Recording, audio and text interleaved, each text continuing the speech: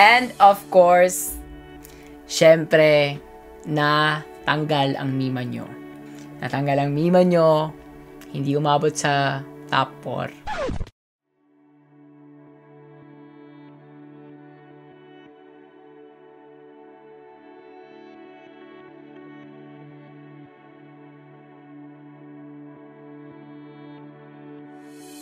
Mag-aaway-aaway sila, tapos magkakapatid, tapos magiging super strong sila.